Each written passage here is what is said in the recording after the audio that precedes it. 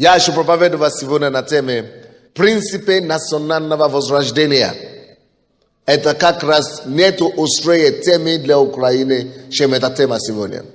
Когда у нас сейчас происходит национальное волнение или борьба за выживание нации. Поэтому я хочу проповедь читать и рассчитываю, что кто-то из вас понесет эту проповедь для всех наших политиков и все остальные, которые участвуют и жаждут изменения Украины. Принципы национального трансформации или преобразования. Если мы откроем Евангелие от Матфея, 28 глава, Матфея 28 глава, 18 стиха по 20 стих написано: «И приблизившись, Иисус сказал им: дана мне всякая власть на небе и на земле. Итак, идите, научите все народы, крестя их во имя Отца и Сына и Святого Духа, уча их соблюдать все, что я повелел вам, и все я с вами во все дни до скончания века». 19 стих там написано: «Итак, идите, научите все народы». Скажите все, пожалуйста, все народы. Не слышу. Не слышу. Обратите внимание, что на английском там имеется в виду так: идите и сделайте учениками все народы. Идите, сделайте учениками всех народов. Все народы. Он говорит: идите, научите. Не каждого человека научите, не человека в отдельности научите, а народы. Братья и сестры, Евангелие Иисуса Христа – это Евангелие не для только личностей. Евангелие Иисуса Христа – это Евангелие для целого народа. Скажите, целого народа. Не слышу. Не слышу. Спасение целого народа заключается именно в Евангелии Иисуса Христа. Евангелие Иисуса, она предназначена для спасения и искупления народа. Это не предназначено для построения только церкви. Евангелие не предназначено только для спасения отдельного человека или каждого в отдельности. Нет, Бог, когда Иисус дал нам повеление, великое поручение, проповедовать Евангелие, Он имел в виду, что вот эта власть, которая заключена в Евангелии, она достаточно сильна, чтобы покорить и чтобы обучать, и чтобы сделать учениками все народы, все народности и все страны во всем мире. Что Евангелие, он говорит в 18 стихе, поэтому я даю вам сие, даю вам власть. Власть даю вам, вся власть на небе и на земле дана мне. И я вам говорю, идите с этой властью и покарайте целые народы. Делайте целыми народами учениками. То есть народы как страны. Это то же самое, что Бог говорит, что идите силой Евангелия и сделайте последователями мне целые страны. Не стройте церковь только. Не создавайте только какие-то маленькие группы. Это не влияет. Он смотрит на влияние на целую страну. Есть, он говорит, наша мечта не должна быть меньше этого. Наше видение не должно быть меньше целой страны. Если твое видение не охватывает ни национального масштаба, ни общесоюзного масштаба, ни масштаба целого города, ни масштаба целого народа, то ты не понял, что такое поручение Иисуса Христа. Иисус Христос тебя выбрал, тебя спас и вошел внутрь тебя своим царством, живет в тебе, дал тебе власть на небе и на земле, чтобы ты этой властью мог использовать, чтобы покорить целую страну, влиять на целые народы. То есть, именно Евангелие должно поправлять дела политики, в экономике, средства массовой информации, и образование, здравоохранение, все, что влияет на страну, туда должно дунуть Дух Божий. Дух Божий должен туда вдохновляться. И этот Дух приходит только через нас с вами. Поэтому, братья и сестры, давайте станем, не только чтобы идти на кричать и на демонстрацию. Давайте сейчас уже станем внутри себя. Станем для того, чтобы брать ответственность за нашу страну. станем изнутри, примем решение, что мое видение сегодняшнего дня – это влиять на целого народа, это влиять на всю страну, это оказать влияние Царства Божьего, положительное влияние, пока ту сферу, которую Бог меня призвал, то направление, ту землю, которую Он мне дает, пока вся эта страна, эту землю не будет оквашена славою и истиною Божией. О чем речь идет? Это на нас Бог рассчитывает. Это на нас Бог полагает, чтобы мы взяли ответственность за страну. Не на неверующих, не на политиков. Это на нас Бог рассчитывает. Это нас Бог ждет. Это наша ответственность учить народы, учить страну, учить всех сфер общества нашей, учить их правду, учить их праведности, учить их честности, учить их истину. Это мы, он говорит, идите, научите всю страну Украину, как нужно жить. Это от нас зависит, чтобы научить политиков. Это от нас зависит, чтобы научить экономистов. Это от нас зависит, научите народы. Идите, научите народов. Он не говорит, идите, постройте церковь, только чтобы кто придет к вам, научите. Нет, идите, научите целые народы. Кого ты учишь? На какой народ ты влияешь? На какого народа твое влияние? Какой сферы жизни у тебя есть, который влияет на всю страну? Каждый из нас, который в церкви, ради того Бог и привез нас сюда, чтобы мы наполнились Богом, духом веры, силой Бога, так, чтобы мы могли начинать такие движения, общественные движения, политические движения, социальные движения, экономические движения, которые бы влияли непосредственно на преобразование и возрождение целого народа, в том направлении, которое Господь нас поставил. Вы понимаете меня или нет? И я здесь хочу вам дать, если вы имеете это видение и мечту, хочу, чтобы вы написали его и передавали другим. Я хочу дать сегодня 7 принципов национального преобразования. И чтобы Украина жила хорошо через 10 лет, нам надо уже сегодня начинать закладывать фундаменты для этого. Какая будет Украина через 10, 15, 25 лет, будет зависимо от того, что мы будем сегодня делать. А как нам знать, что будем делать? Народ гибнет без откровения свыше. Без откровения свыше, без откровения ни от политиков, ни от, это самое, но свыше, откровения свыше. Вот теперь хочу дать эти откровения свыше. Именно откровение, которое идет от Бога свыше, дает обуздание народу, обуздает народа и дает направление этой страны. Первый принцип, который нам надо сегодня учесть и знать, что это необходимо для возрождения страны. Это то, что каждый гражданин Украины или любой страны должен видеть это как свою обязанность уважать землю, в которой он живет. Каждый гражданин должен уважать свою землю и своего соседа. Почему это важно, друзья? Потому что все, что человек, что мы делаем на земле, оно возвращается к нам. Каждый жмет то, что он посеет, то, что он сеет.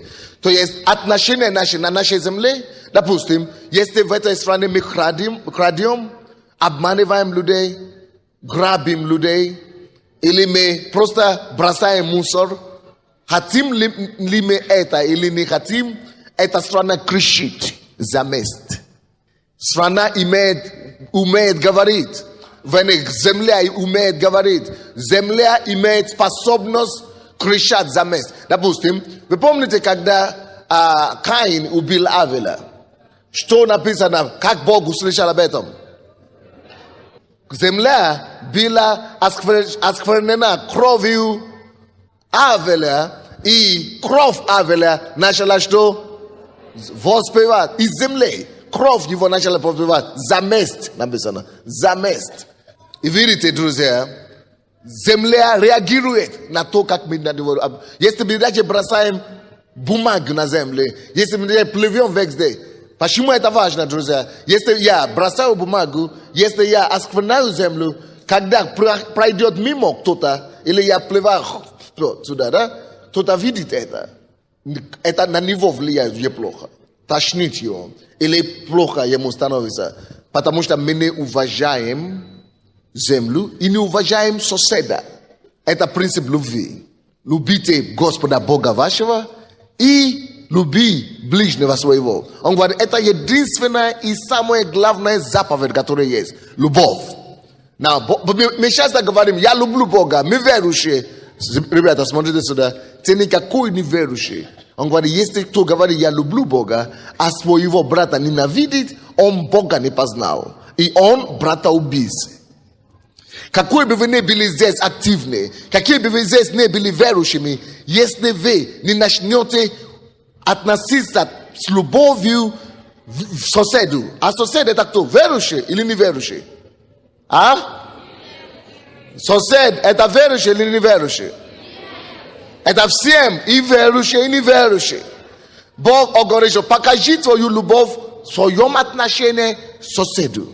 Верующий, неверующий. Как ты относишься к земле твоей, на которой ты живешь, и как и земля, это тоже твой сосед.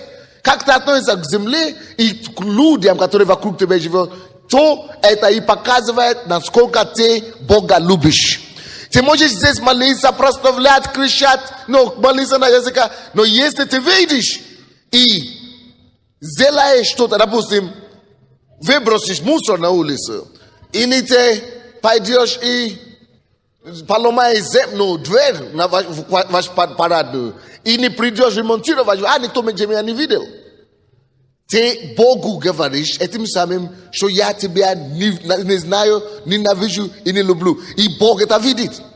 И, братья и сестры, написано, что земля начинает быть либо проклятой, либо благословленной, только в зависимости от отношения тех людей, того народа, который живет на этой земле.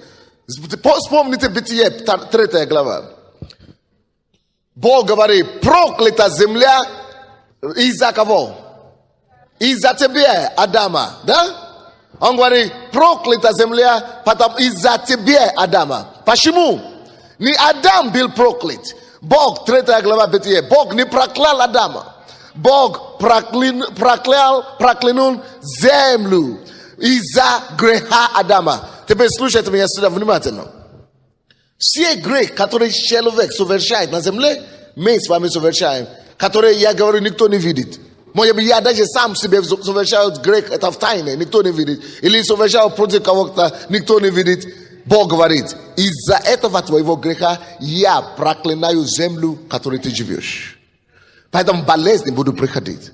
Поэтому какие-то неизлечимые болезни будут появляться. Поэтому какие-то неустройства будут появляться. Поэтому беда и какие-то несчастья будут случиться с детьми, с супругами, на работе. Какие-то непредсказанные аварии происходят. Какие-то... Почему? Земля обижается. Поэтому то, что происходит, даже власть наша, да, они, манипуляцию делают, крадут выборы, обманывают, потом бьют людей и так далее. Никто, мы же власть, никто нас не может остановить. Мы без предела будем делать. Зато земля их проклинает. Хочешь, не хочешь. Он говорит, проклята земля, благодаря из-за тебя. Из-за тебя, потому что никто от земли не убежит. То, что ты делаешь в земле, возвращается к тебе. Что я сказал? То, что ты делаешь в земле, возвращается к тебе. Ровно так же, то, что ты делаешь соседу, верующий, неверующий, с другому, она тоже что? Возвращается к тебе и к твоим детям. Поэтому первый принцип национального возрождения, напишите это себе, нужно научить, если вы государственные деятели, нужно сделать такие законы, которые позволят каждому гражданину страны начинать знаешь, что самый главный его приоритет, самое главное в обществе, его обязанность, это знать, что у него есть, что он должен уважать землю, где он живет, и он должен уважать sąsiedy, ludzie, którzy na tej ziemi żyją. Поэтому в законе, если использовать языка юриспруденции, то тогда нужно сказать, что в обществе есть права и в обществе есть обязанности. Права защищают мои права, чтобы меня никто не обижал. Законы должны быть такие. И должны быть права, обязанности мои перед землей, перед страной и перед жителями этой земли. Мои обязанности и мои права. И законы должны отражать эти вещи, чтобы заставить каждого человека, кто живет в стране, ничего никогда не делал. Допустим, вы дома забиваете гвоздь или делаете ремонт, так что человек, который под тобой не может жить, или который вверх тебе, или мы дрилл, или как мы называем, грилли, делаем отверстие, так что соседи и тебе плевать на то, что с ними происходит. Или дискотеку, включили музыку, пускай все не спят. И мы думаем, что какая разница. То есть, когда общество начинает так жить, что то, что я делаю, мне все равно, мне плевать, на кого он влияет. Мне все равно, на кого. Когда вот такое есть в обществе, это общество никогда не может быть преобразовано в цивилизованную страну. Поэтому должны быть такие законы, которые ограничивают излишние нарушения, то есть права или обязанности других людей. То есть должны быть такие законы предприняты, чтобы земля была уважаема, и чтобы люди, каждая личность была во вес золота и уважаемым этим законом. И если говорим, человек голосует, как у нас здесь это было, пошел голосовал, а твой голос не посчитали. И вообще не посчитали это за голосом. Или вообще аннулировали его, или пренебрегают твое самое. Вот эта страна начинает проклинать жителей на нем. И написано, что когда такие вещи происходят, страна, земля начинает не только Богу взывать за месть, а начинает отвергать жителей его, сбрасывать жителей его. Это беда. Это первый принцип национального преобразования, и это должно начаться с нас. Мы никогда не должны что-то делать, не задумавшись, как это повлияет на кого-то. Как это повлияет на маму. Дома я что-то делал, музыку, дискотеку включил, или рок включил, мама и папа не могут спать. И ты думаешь, что ты свободный.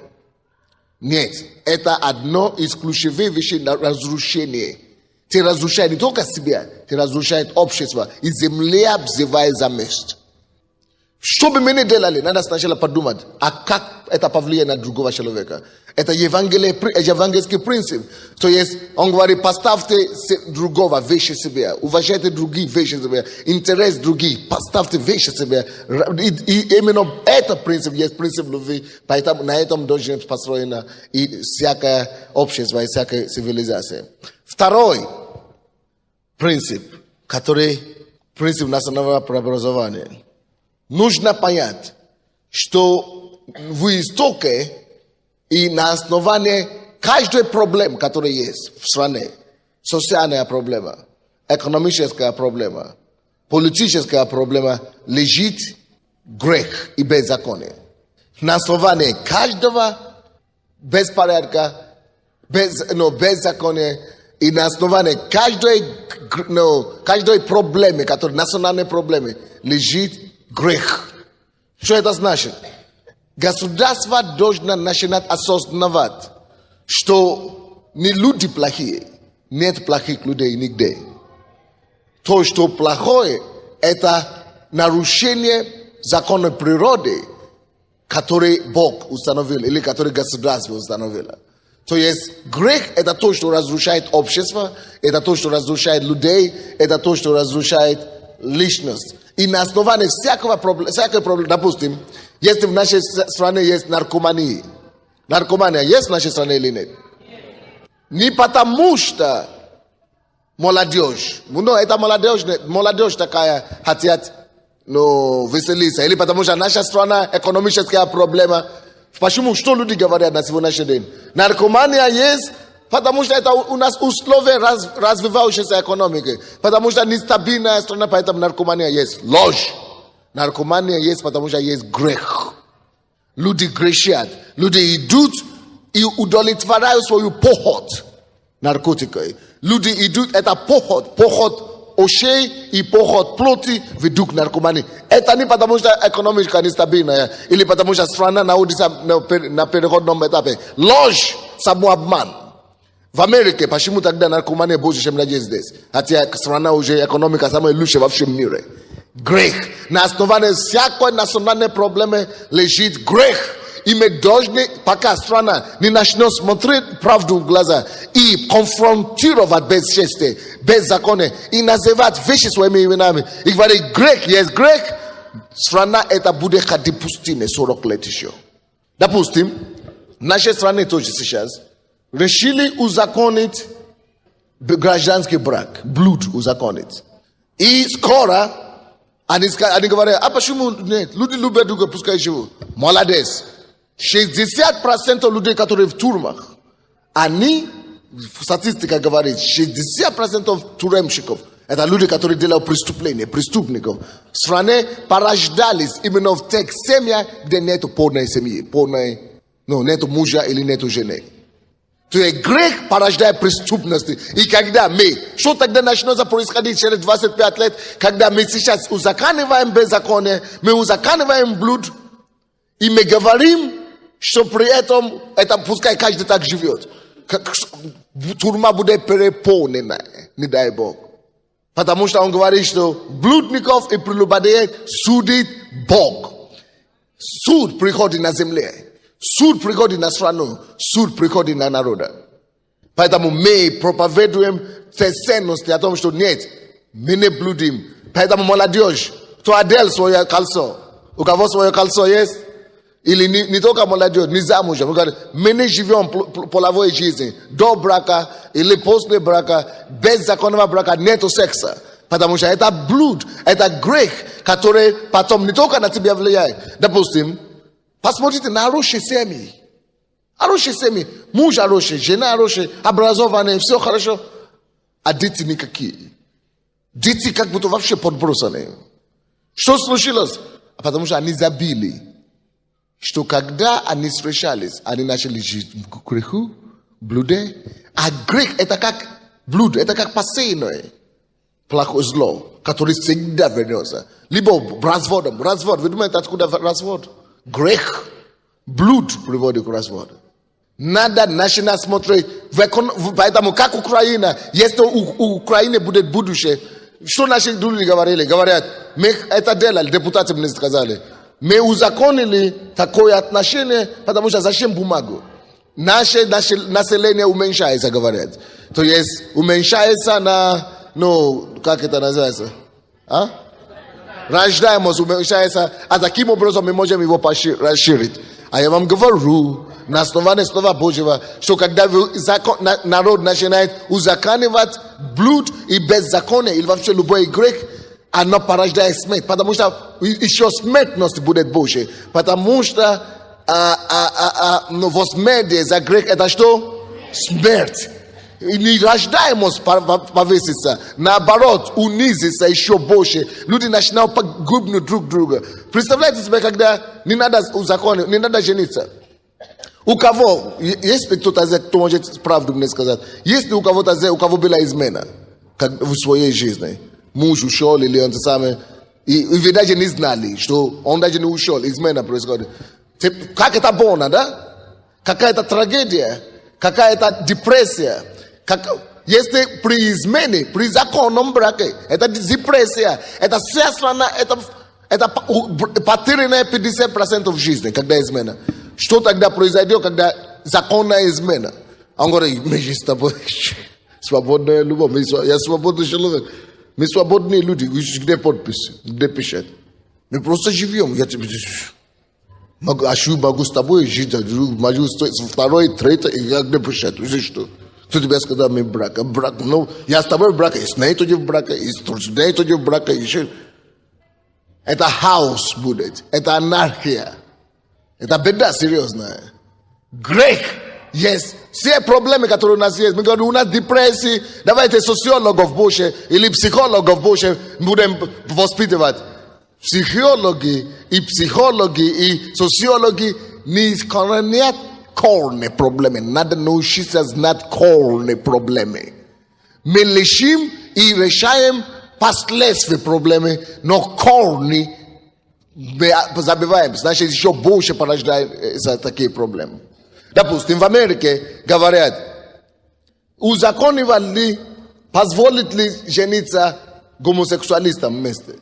Или лесбиянки между собой.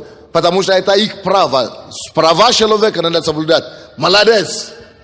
Глупые. Почему? Потому что гомосексуалистами не рождаются. Лесбиянами тоже не рождаются. Что такое лесбиянизм? Что такое гомосексуализм? Похоть плоти. Похоть плоти.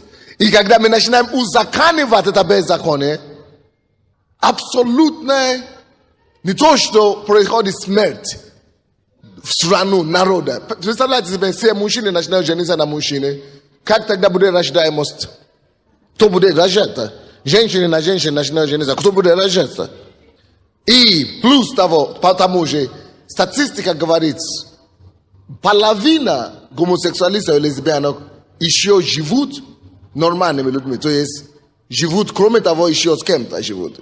С мужчиной. Мужчина живет с мужчиной и еще имеет жену, допустим. Или еще с какой-то женщиной живет. Или эти гомосексуалисты меняют партнеры каждые 3 года. Или имеют много партнеров. Почему? Потому что нет удовлетворения. Это называется грех. А натура греха в чем заключается? Она имеет ненасыщаемость. Как это? Ненасытимости. Как это Кремле нам написано. Да, это грех, это как преисподней. Она не насытится, не насытима. То есть это, он говорит, что он предал им, как это, превратному разуму, чтобы они делали грех ненасытимостью. Что такое ненасытимостью? Ты думаешь, когда мне дадут свободу жить с мужчиной, тогда мне будет хорошо. Вот ты мой партнер, мы узаконили это, мы уже живем. А потом ты видишь, что еще не хватает это недостаточно. Ненасытимость уходит. Ты говоришь, давай я еще попробую, еще такое. Еще так попробую. Ненасытимость греха. Если человек не сможет обуздать себе ненасытимость греха, она начинает порождать такие извращения, что вся страна начинает жить как в аду. Так что это второе. То, что мы должны понять в Украине, если мы хотим иметь возрождение и реформацию в нашей стране, и преобразование, мы должны бороться против корней проблем. Если мы не будем бороться против корней проблем, все бюджет, половина бюджета пойдет на здравоохранение, на вылечивание людей, которые получили проклятие.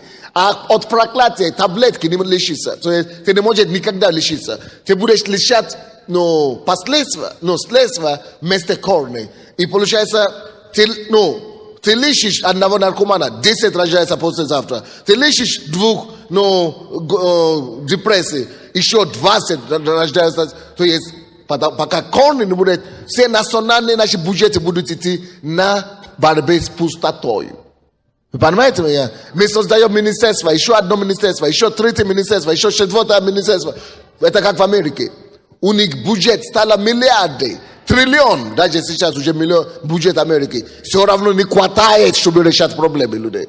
Потому что они не решают корни проблемы. 3 принцип для возрождения страны. Надо понять, что невозможно возрождение без...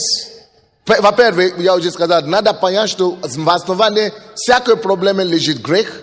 Поэтому невозможно, 3 пункт, невозможно преобразовать или изменить любое общество, не изменив сначала сердца людей. Допустим, законами нельзя постановить, чтобы никто не делал преступление. Законами нельзя. То есть, или милиции, пока сердце человека не изменится, пока не будет возрождения, не может добро царствовать в стране. Допустим, правда или праведность, истина, честность порядочность и справедливость можно, конечно, бороться через законы. Можно постанавливать законы, чтобы бороться против, чтобы установить эти вещи. Но вот законами не постановишь правду, праведность. Законами не постановишь, вот, сегодня перестаньте все воровать. Страна, мы постановили закон, никто не должен воровать ничего. Но что толку? Закон же есть в каждой стране, никто не воровал, все равно все воруют. Потому что не закон, не только. Если страна, любая страна, начинает только полагаться на закон и на парламент, на то, что мы издаем один закон, еще другой, чтобы изменить людей, никогда эта страна не вырвется из ям проблем. Потому что сердца людей пока не изменишь, никогда их отношения не изменятся. Поэтому в каждой стране нужно давать свободу совести. Как это называется? Свободу совести, да? Или свободу проповеди. Вероисповедание. Нужно давать людям, нужно поощрить. Поэтому каждое государство должно поощрять церкви и организации, общественные организации, которые преподают и пропагандируют честность, истина, порядочность, законность, справедливость, праведность. То есть нужно создавать институты в обществе. А эти институты Бог уже создал, это церковь, чтобы было свободное проповедование порядочности во всех институтах власти. И если власть действительно хочет видеть настоящее процветание и преобразование в стране, нужно сделать такие, нужно либо узаконить Слово Божие.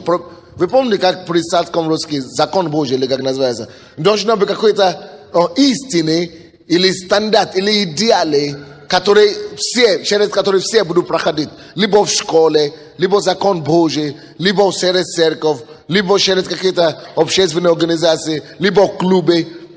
Потому что воспитание нового человека без Бога, который создает человека, невозможно. Как его зовут? Луначарский, да? Первый министр образования СССР. Луначарский, по-моему. Луначарский, да. Я уже забивал мое образование. Но вспомнили это. Луначарский, это он написал в 22 году, что мы воспитываем нового человека по социалистического типа. Или как это? Типа. Нового человека социалистического типа. И к чему это привело? Без Библии, без Бога. Нельзя нового человека воспитывать социалистического типа без Бога, Творца, который его сердце изменит. Через библиотеки и через книги Маркса и Ленина или любые книги сердце человека не изменишь. Сердце человека изменишь только через возрождение, которое делает только Дух Божий и Слово Божие. Поэтому Слово Божьему и Духу Божьему нужно дать пространство любой стране. Поэтому в Америке сегодня это называется третья власть в Америке. Религия. Религия занимает доминирующие позиции во все развитые страны. Никто не мешает религии, никто не мешает Слову Божьему, никто не препятствует, никто не ставит какие-то препятствия. Все наоборот поощряют религии. Почему? Потому что только через измененные души, измененные возрождение, люди могут стать порядочными, честными, истинными. Как бы мы ни сказали, сейчас, допустим, будет демонстрация, да? Ющенко придет к власти. Кто вам сказал, что его команда, и он тоже не начнет грабить? Кто вам это может гарантировать? Никто. Единственная надежда в том, что Ющенко, мы верим Богу, что он пока через его трагедию. Почему ему надо было пройти эту трагедию? Почему эти все отрунения его и так далее? Потому что Бог хочет подготовить его душу, менять его характер, чтобы ценности были другими. Бог позволил все эти проблемы, чтобы он знал, что не я, не ты сам себя привел в власти. Стань порядочным и слава Богу. Он сейчас без Бога не обходится ни одного слова. Но он теперь, если он пришел к Богу искренне, если у него возрождение произошло, тогда через вот это возрождение, измененное сердце, тогда человек начинает только быть богобоязненным и порядочным. Пока Бог не изменит душу, Ничего не может помогать никому. И его вся команда тоже должны к этому прийти. И когда именно богобоязненные люди правят страной, тогда есть надежда, что эта страна будет иметь процветание. Вы понимаете меня или нет? То есть, как человек же то, что ты ему запрещает делать, то он и делает. Это натура человека. Но когда сердце сначала уже изменено, сколько у нас здесь людей, которые раньше сидели в тюрьмах? Тюремщики раньше, сидели. Не стесняйтесь, поможите рукой. Почему закон вас не могло изменить? Потому что закон не способен. А почему вы теперь сидите порядочно? Видите, сколько рук, сотни рук только что были подняты. Потому что Бог прикоснулся к вам, изменил ваше сердце. И теперь вы сами законопослушные люди в обществе. Почему? Сердце. Поэтому в любой стране, которая хочет видеть процветания и прогресса, должен именно делать ставку на это. Если ваша фирма или предприятие, то здесь бизнесмен, или у вас фирма, или вы директор своей фирмы, или вы президент фирмы, если ты думаешь, я набираю хороших людей на работу, он отличник и так далее, это ничего не решит. Он будет обманывать, он будет опаздывать, он будет воровать, он будет тебе рассказывать лапшу на уши вешать.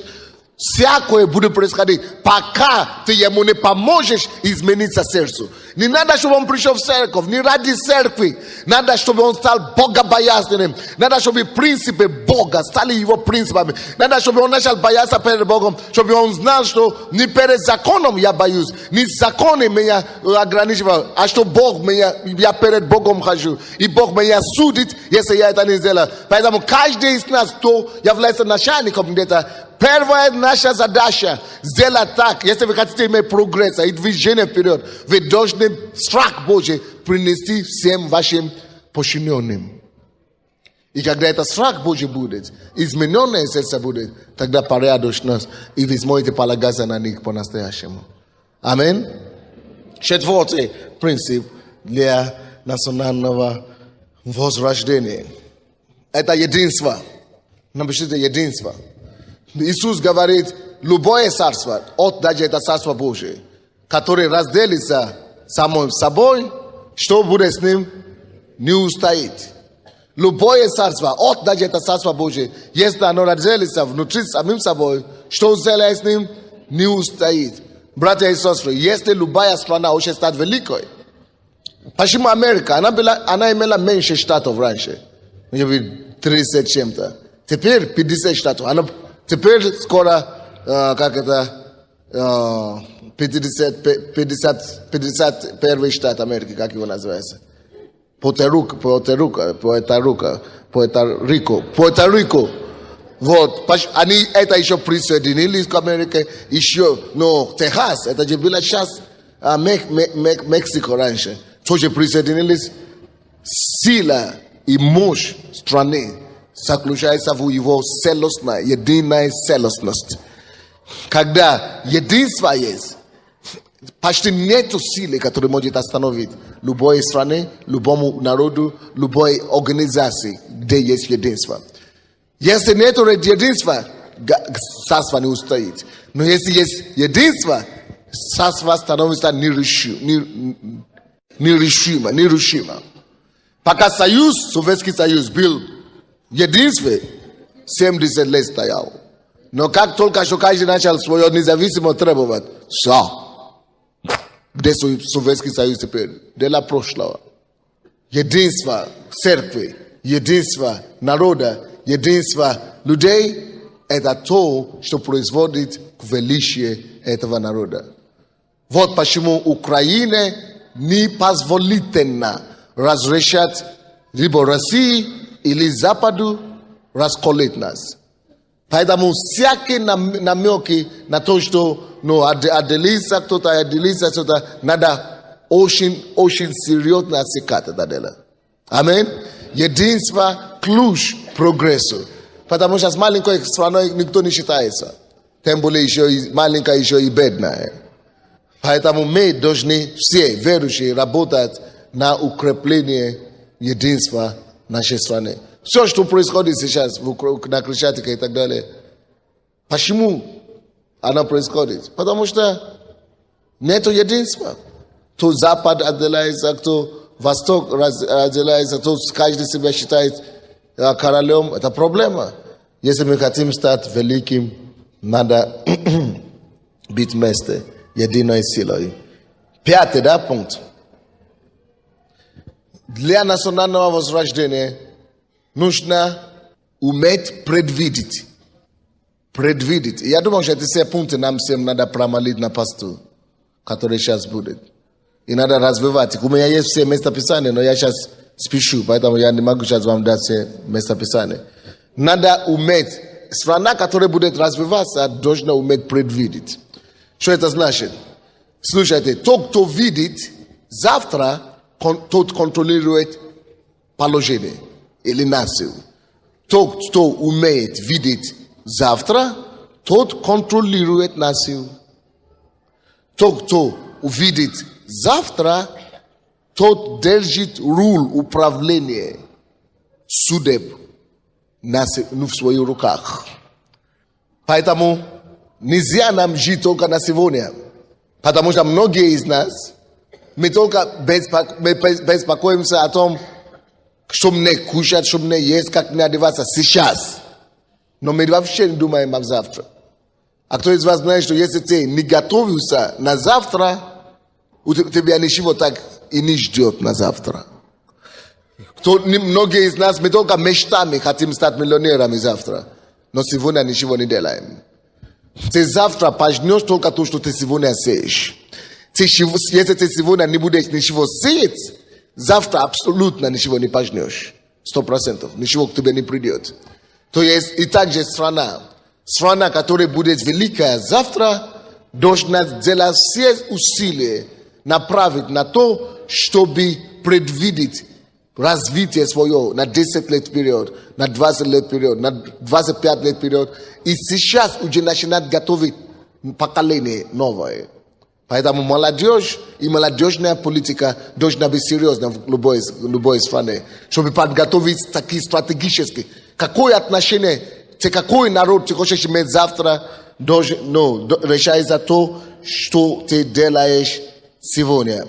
Нужно готовить и иметь серьезное отношение к школам, институтам, системам образования, чтобы направить их расписание и их график, учебный график не на то, что просто сегодня происходит в стране или что было вчера, а чтобы направлять все учебы на то, как нам стать конкурентоспособной державой завтра. Есть одна история в книге 1 Паралипоменон, 12 глава, 32 стих. Дети Исахаровы называется. Написано, они знали время, как и что нужно делать. И благодаря этому они вели и руководили все братьев их. Они были умнее всех братьев их. Они знали, что, они имели понимание, что и когда нужно делать. Как человек, который может предугадать завтра, что будет, допустим, за счет чего Япония стала вперед. Япония, Корея и такие страны. За то, что когда еще наша страна, Советский Союз, гнал народ, индустриализация вся страна, индустриализация, строили большие предприятия, строили большие, громадные, по 5 тысяч человек работали, по 30 тысяч работали. Мы говорим, индустриализация. В это время Япония увидела раньше всех народов, что будущее в электронике, не в индустриализации. И они начали делать электронные вещи. И что вы думаете, Япония из третьей страны, вообще развивающейся страны, после войны вообще Япония была И после, они благодаря умению видеть на период, они выстроили так, что обогнали все страны. И кроме Америки. И почему Америка тоже? Америка брала людей, специалистов из разных стран, которые умные, которые видят вперед. И благодаря этому они могли держать тоже это самое. Допустим, на сегодняшний день нам надо, как страна, если мы хотим двигаться вперед, начинать создавать и поддерживать научно-исследовательские институты, поддерживать академию наук, поощрять академиков и так далее. Самолеты, которые будут летать завтра, может быть, они не будут, они совсем другие самолеты будут.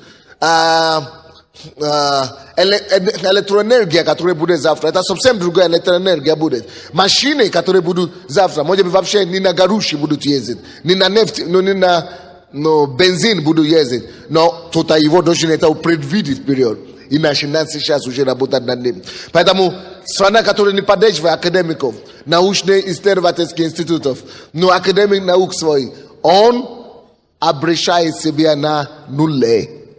Потому что завтра придет и обнаружится, что ты не был готовым и стал осталой страной. Допустим, сейчас, кто из вас знает, как люди говорят, какой будет самый дорогой товар на 21 веке? В 21 веке. Какой самый дорогой товар? Информация. За счет этого сейчас Америка держит лидерство. Информация, знание будет самый большой товар.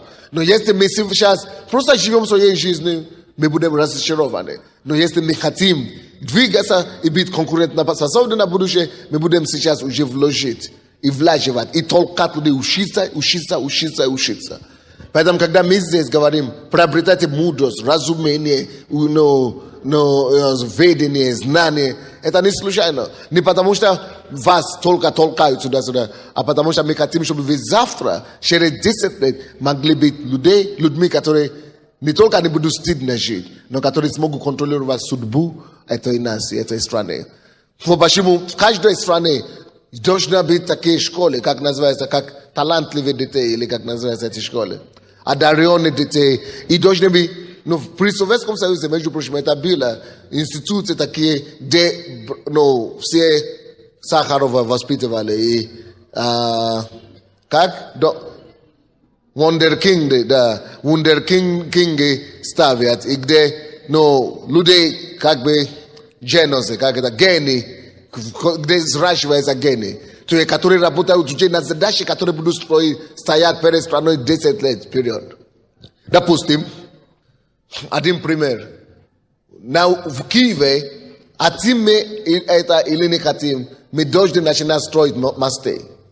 Не мосты такие, которые над Днепрой или над рекой, а городские мосты. Эстакады. Вот навесные мосты. Где люди могут ходить и где транспорт тоже могут ездить. Потому что если мы будем смотреть на завтра, вы поймете, что Киев не останется 4-миллионный город. Оно со временем через 10-20 лет, оно может стать 10 миллионов. Чтобы не попасть в такие же неприятности, как Москва попала или Нью-Йорк, надо что-то уже начинать сегодня делать. То есть, одно очевидно, то видит завтра, то видит будущее, контролирует сегодня. И контролирует судьбу нации. Это какой? 5 я дам вам, да? 6. Если страна будет подниматься, и наша страна в том числе, и все то, что я сейчас говорю, друзья, во все эти пункты ведущую роль должен играть верующие. Церковь должна брать на себя ответственность за все эти направления. Если мы верующие его не сделаем, страна даже могут что-то пытаться делать, но ничего не получится. Потому что Бог всегда говорит, если народ мой, который именуется моим именем, сделает то и то, тогда я благословлю, исцелю их землю и так далее. Народ Божий должен начинать сначала, тогда страна начнет делать, и тогда благословение придет. Значит, следующее. Страна, которая будет великая, должна иметь образцовое лидерство. Образцовое руководство. Образцовое лидерство. Образцовое руководство. Образец. Что это значит? Иисус, 20 глава Матфея, 28 стих, 25 по 28 стихи, говорит о том, что люди, вельможи и руководители, люди в миру, они господствуют над ними. Итак, да? Но у вас вы не должны быть так. То есть руководители страны и руководство, вообще все уровни, должны иметь обновленный ум в отношении руководства. Что руководство это не место для нажива. Руководство или руководящее положение это не место для того, чтобы свои контракты сделать или свои какие-то цели добивать. Но руководство это прежде всего слуга или как это служение. Он говорит, что вы, кто из вас хочет стать больше, должны стать слугой всем. Кто из вас хочет стать первым, должны стать последним. То есть руководство, должно быть такое отношение к руководству. Почему Америка сегодня стала самой ведущей страной в мире? Потому что они так это контролируют, как никто. Они контролируют все, что их лидеры делают. С кем он говорит, с кем он спит, что он делает, что он не делает. Все контролируют. Потому что руководство и руководители в Америке не имеют права не дать интервью и не рассказывать истину. Если тебя поймут на лжи, то есть мы должны построить такую страну, где руководство подает счет перед народом, где руководство ответственное перед народом, где руководство дает себе отчет и понимание, что я живу, я здесь поставлен народом. Это не я руководитель, это они руководители. Это я их представляю, я их слуга. И кто не хочет стать слугой народа, тому и нету места власти. Так должна быть понятие. Что только тот, кто хочет служить, который хочет стать никто и никем, и использовать свои дары и способности, чтобы возвыситься других, только тот должен идти к власти. И это должно измениться в нашей стране тоже. Не тот, который хочет наживать себе максимум денег, не тот, кто хочет себе, кто имеет больше власти и больше денег, должен только прийти к власти, а тот, который хочет, наоборот, себе сделать лестницей, на которой народ поднимается. Руководство должно меняться. Понятие руководства должно меняться. И мы должны с вами понять, друзья, что политику должны идти не богатые люди. Политику должны идти не политики, а политику должны идти слуги. И когда мы поймем, что руководство страны это зовет именно слуги, люди, которые хотят делать добро для страны, тогда и христиане пойдут во власти. Мы поймем, что я иду в политику не потому, что я политик. Я иду в политику не потому, что я хочу деньги заработать. Я иду в политику, потому что я хочу служить народу. Я хочу принести порядочность. Я хочу справедливость принести. Вот почему люди идут в политику. И в нашей стране и это тоже должно меняться. Седьмой пункт. На Захарии, 4 глава, 6-7 стихи, написано: «Не воинством, не силою, но духом моим, говорит Господь». Если страна наша, и вообще любая страна, и любая организация хочет подняться и стать лидирующей, и могущей страны на будущее, то нам нужно знать, осознать одно, что кроме видимой, материальной и вообще естественный мир, что существует еще один невидимый мир. И невидимый мир влияет на видимый. И следовательно, чтобы нам жить спокойно и благополучно в видимом мире, надо уметь подключаться к невидимой источникам энергии, невидимой силой Божией. Каждой стране может по-разному это понять. Но есть сверхъестественная сила, которая есть вокруг нас. И все это понимают. Но кто-то обращается к гуру, кто-то обращается к бабкам, кто-то обращается к экстрасенсам, кто-то обращается потому что все понимают, что что-то есть, что влияет на всех нас. Но мы должны понять, что тот, кто выше все и над всеми, есть Иисус Христос. Написано, что Бог его возвысил и поставил его выше, превыше всякого начальства, превыше всякой власти, превыше всякого имени на небе и на земле. Поэтому каждая власть и каждое государство, которое хочет идти вперед, должна преклониться перед свои колени, перед царем царей, Богом и обращаться к Нему за помощью. Чтобы Бог, потому что Иисус говорит в книгу Даниила, 4 глава, что я Бог, который правит делами, как там написано, который правит делами человеческими, да, или как там написано, кто помнит. Бог, он говорил, я Бог, я хочу, чтобы ты, Навуходоносор, знал, что я правлю над всякими человеческими делами. Я все еще правлю. Я на небе, вы меня не видите, но я тот, который господствует над делами человеческими.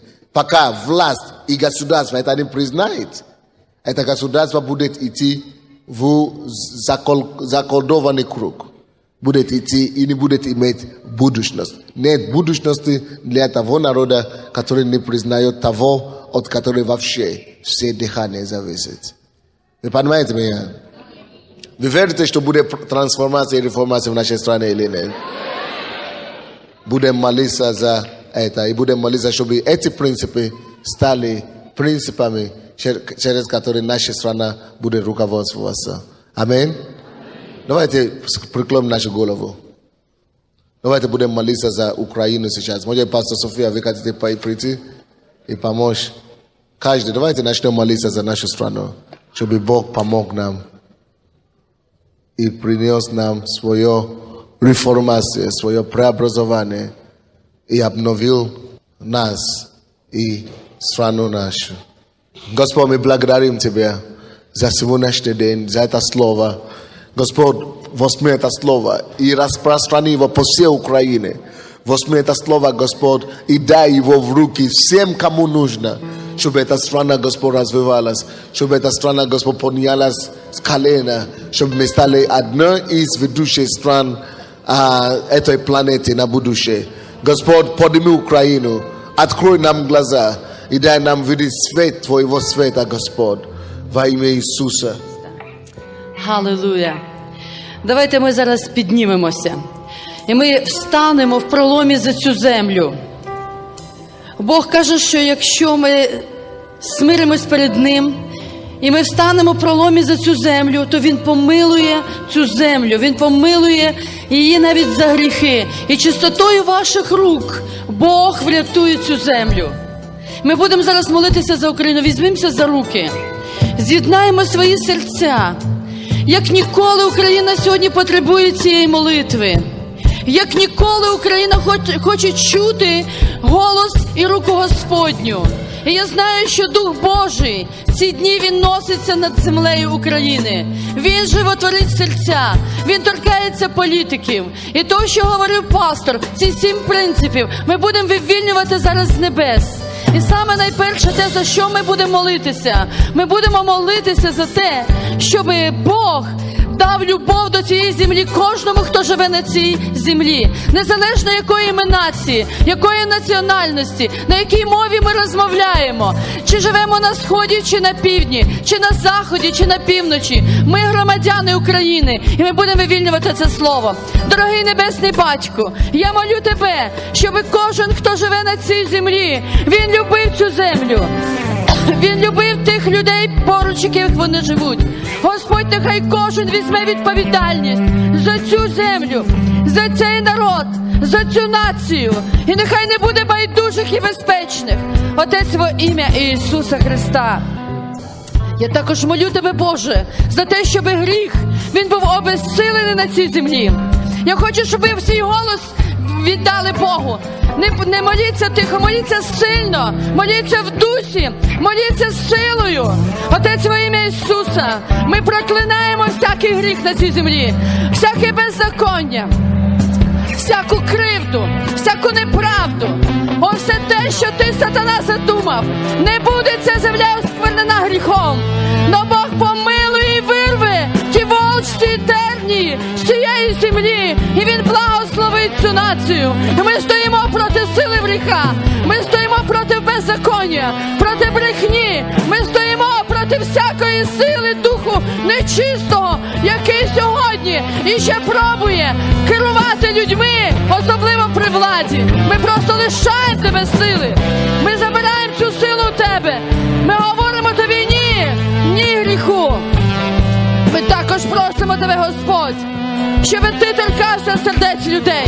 Дух Божий, носись над цією землею, над кожною домівкою, над кожною родиною, над кожною дитиною, над кожним похилим. Мій Бог, нехай всі ці люди, вони будуть мати оновлене серце. Забери, Господь, із їхніх грудей серце кам'яне, жорстке, зле, і дай їм серце м'яке, щоб вони могли почути тебе, щоб вони могли любити цю землю, любити правду, любити істину, щоб їх очі були відкриті, щоб їх вуха вони могли чути, щоб їх серця могли вмістити, Боже, те, що ти маєш для цієї нації. Я молю тебе за Україну, я молю тебе за простих людей, я молю тебе за керівників, я молю тебе за політиків, я молю тебе за всіх тих, хто сьогодні ще противиться твоїй істині. Нехай правда і істина облобизаються на площах України во ім'я Ісуса Христа. Мій Бог, зроби так, щоб кожен відчував свою єдність в цій Божій великій родині. Мій Бог, я знаю, що ти з'єднав нас всіх, ти з'єднав нас любов'ю до землі і відповідальністю за землю України. Бог, дай єдність. Особливо молю тебе за церкви України. Нехай будуть єдині, нехай побачить світ, що ти послав Сина свого єдинородженого, щоб всі побачили, що є церква на Україні, що є світло, що є сіль, що є правда, що є люди, які можуть жертвувати собою, що є люди, які сьогодні стоять в проломі за цю землю. Об'єднай церкви, об'єднай політиків, об'єднай простих людей в любові і єдності, в розумінні. Нехай всякий дух противлення, він вступить в місце духу любові. Нехай твоя любов прийде, Отець, во ім'я Ісуса Христа. Я також молю тебе, Боже, щоб ми могли бачити завтрашній день, щоб ми жили цією вірою. Ти сказав, що праведний вірою жити буде. І віра є здійснення того, чого ми очікуємо. Ми очікуємо, Господи, Твоєї правди, Твоєї віри, оновленої землі. Ми очікуємо, Боже, що ця земля суха, вона стане садом. Ми очікуємо, Господь, що ця земля, вона оновиться, і потечуть ріки води живої по цій землі. І земля дасть плід, і земля почує небо, і земля відновиться. Мій Бог, і ми дякуємо Тобі, що Ти чуєш нашу молитву. Ми молимо Тебе за цю землю. Боже, ми молимо. Ми також молимо Тебе, Господь, щоб Ти підняв потужний потенціал цієї нації, щоб люди не виїжджали за кордони, але щоб люди могли обновити колір цієї нації, стали гордістю цієї нації, науковці, вчені, Господь, розумні, достойні люди, яких Ти піднімаєш на цій землі. Мій Бог, я прошу Тебе, дай нову генерацію вчених, дай нову генерацію медиків, дай нову генерацію політиків. Нехай вони будуть наповнені Твоїм духом. Мій Бог, я вірю, що Ти можеш це зробити. Онови плоди цієї землі, Господь. Боже, підніми християн, підніми, мій Бог. І нехай вони стануть світлом для цієї нації. Боже, я прошу Тебе, дай нам взірець керівництва. Боже, торкнися тих, хто сьогодні хоче стояти при владі. Тих, кого Ти обираєш, Боже, щоб вони стали взірцем моралі, культури, етики, серце слуги, Господь. Щоб вони стали ті, за якими можна йти. Щоб, Господь, Ти оновив керівництво держави во ім'я Ісуса. Нехай страх Божий буде, Господь, на них. Нехай буде відповідальність. Нехай буде звітність перед народом своїм, як ніколи. Боже, Ти почав реформувати Твою церкву. Ти почав реформувати це суспільство. Боже, я прошу Тебе, щоб Ти довів це до кінця. І я, Боже, вірю Тобі. Я вірю Тобі, що Ти, Господь, даш той зв'язок з Тобою, що кожен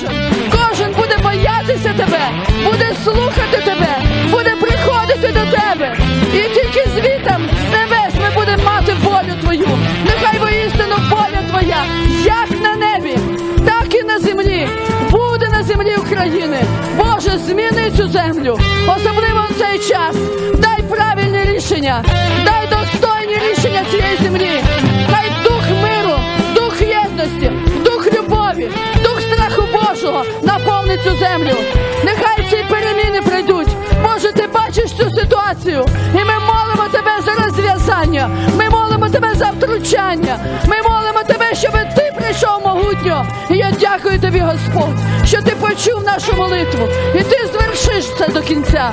І ми тобі віддаємо всю честь, всю славу, тому що ти є Бог України. Ти є цар царів. Ти є Господь, який господствуєш. І ти, Боже, тільки ти один можеш справитися з цією ситуацією. І ми благословляємо всіх політиків,